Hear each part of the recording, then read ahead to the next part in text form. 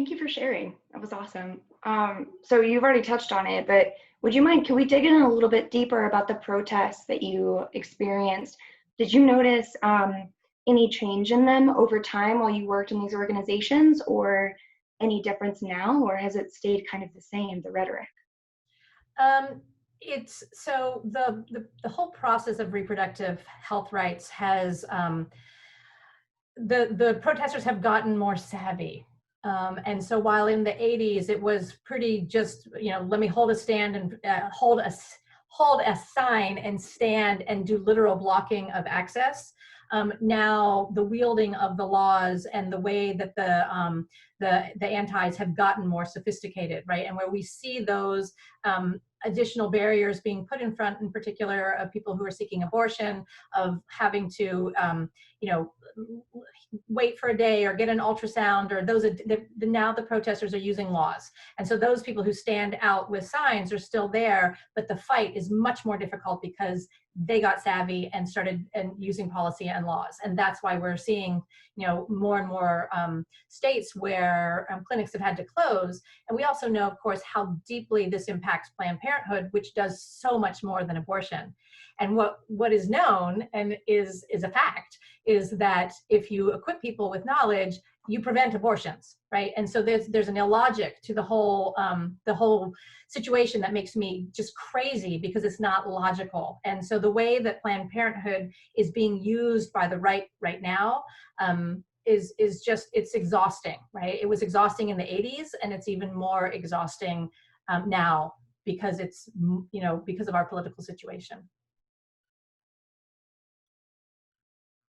You are muted, Drew. I am muted, yes. I've got a little bit of a cough, so I was trying not to make that very audible during your interview. But I was wondering, how do you think sex education has changed since your time teaching? I do think that in some of the arenas that I've mentioned, I think it's gotten better. And for example, Feminist Women's Health Center has a really strong trans health program. And those kinds of things did not exist years ago. So that's really exciting. There's a lot more emphasis and understanding on trans health.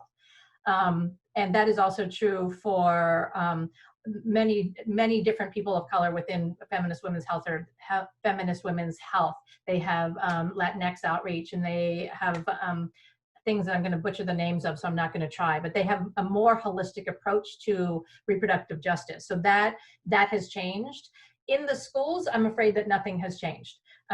My sons went to two different schools. One son received, and through his private school, he received some fairly comprehensive health education that included sex education. My younger son, who went through public school, pretty much got nothing, and because I talked to him from the day he was born, he has served as, a resource for some of his friends who can't talk to their parents and who didn't get anything. So unfortunately, living in the South, I will say that not much has changed. And if anything, in the public arena, it's probably gotten a little worse, sadly. Yeah, so what do you think is needed? Like, what are concrete steps that we can take in the right direction? So I always think that there's a role for policy. It's important to vote and to make sure that you are electing people who care about reproductive justice in all of its ways. It's important to do programs like this and to get it widely spread. What I think is important too is to understand that many traditions, faith traditions, support support healthy relationships. They support the idea of relationships, but they don't talk about them necessarily in a healthy way. And so I think that for each faith to investigate and excavate what are the positive aspects and what does their Torah or their Bible or their Quran say about sex and relationships, and to be able to talk about it. Like, we know that within the Jewish traditions, it is a mitzvah to have sex on Shabbat, right? So, and that a husband is supposed to please his wife, right? So there's something there, right? There's some good stuff there. And then there's the things that are used against queer people. from all and against everybody, right? That brings shame into all acts of sex. So I think that it's finding those positive places within each of the traditions is one thing that can be done. And I know there's a lot of movement that is making that is using that is helping that.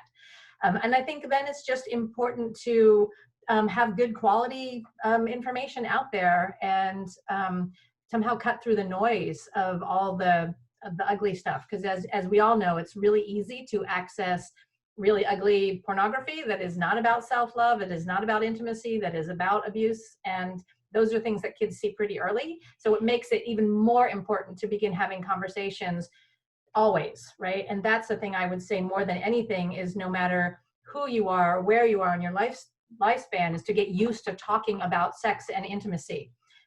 We talk about enthusiastic consent. I know y'all are going to cover that at some point, but that idea of how do we have enthusiastic consent by having the courage to talk about what we like and what we dislike and what we want and what we don't want. So what are some roadblocks facing inclusive sex ed right now? Oh, gosh, there's so many, unfortunately. I feel so cynical today, but it's true. So roadblocks are certainly religious freedom, quote unquote, bills, and the way that Planned Parenthood is being weaponized and has been weaponized and funding cut. So those are huge roadblocks. And that entities like Planned Parenthood or Feminist Women's Health Center have to fight for funding every day. And that's the role of the correct rights of sex education in schools. There has to be lobbying for that. It has to matter. And I don't see concerted effort I don't see political will for that, right? There's so many other things that this one's not even something that is unfortunately rising to the top of some people's radars, although it's really, really important. So there's unfortunately a lot, right? There's a lot of roadblocks. Where's the hope? The hope is things like this. The hope is that entities like Hillel's and NIFTY and BBYO and some of the Jewish organizations are having conversations about some of these topics.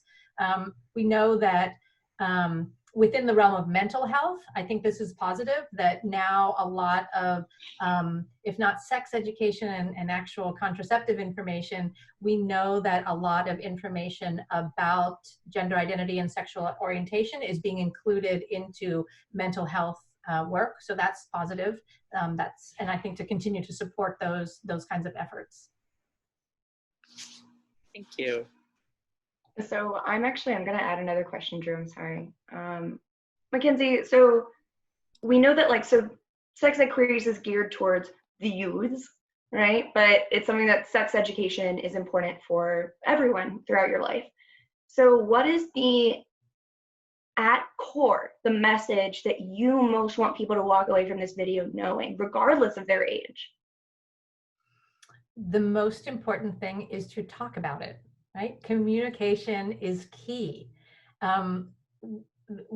We have all been trained in different ways of whether it's a gender role or it's a power role or it's who's supposed to make the first move, all kinds of different rules that have come up. And for the most important thing is to be able to speak, right? To speak your desire, to speak your lack of desire, and to just be able to be in communication with your partner and to have the courage to do that. That is the main takeaway. And I see that around some of my friends who have gotten divorced and went back into the dating scene.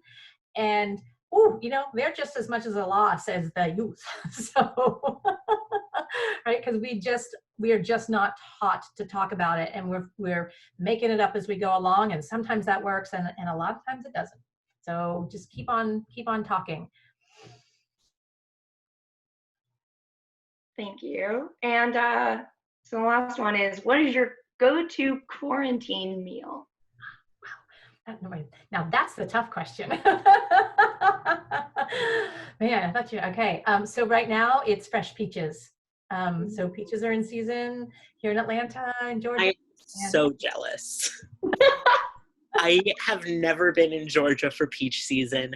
I was hoping to be in Georgia for peach season, and then this happened. happened. Oh no, we do have the best peaches in the world. South Carolina peaches, Georgia peaches, they're the best. Lashana Haba'a, Atlanta. Yeah, Next year in Atlanta. there you go. Or maybe we need to send Drew a care package. You ruined. No, just kidding. That's literally my right now. My quarantine go-to is these peaches, and I go out and it's kind of this like visceral, gooey, juicy experience of like. Honestly, like eating peaches makes me feel like a squirrel. It's like, Yeah. no one look at me. Yeah, absolutely. Yeah. All right, awesome. McKenzie, thank you so much for taking the time. I mean, Drew and I are spoiled to get to hang out and talk with you all the time, right? So it's great to be able to like show your light and get to speak with you to everyone. And as a reminder, next week's video will feature McKenzie and Rebecca, who is the executive director of Sojourn. Yeah, and we will be talking about. Oh, it depends on what you guys want. We can chat about it. We'll be talking about something amazing that has to do with sex ed queries. That's what it has to do with. There we go. That. And we gotta leave a little suspense to get them to tune in next week, right? That's right. Right? If we planned out every episode, they wouldn't be flexible to what's happening in the world. That's what I tell myself. Sure. Right. Speaking of what's happening in the world, thank you for your opening, and to everybody out there, the most important work that I think that we can all do is look and see what were the messages we received about all of the isms growing up, and how can we hack those biases so that we can be part of creating a new world. Right? It's important to call your legislators, it's important to donate, it's important to go to protests, and the most important work is getting to know the messages that you receive so that you can create different patterns in your brain. And Drew, we're going to have resources to like the Atlanta Bailout Fund, et cetera, in the description of this YouTube video. So you'll have no excuses. You're watching already. Make sure you go check them out. That's right. Yeah. Great. Well, thank you so much. Awesome. Right. Looking forward to next week. Well, until next time, kiddos. Until next time, friends. Good job. Yes, bye. Bye. Do I lack the evidence? You say there's no offense. So many assume you see. Who is he and who is she? Just met and you think I'm someone else.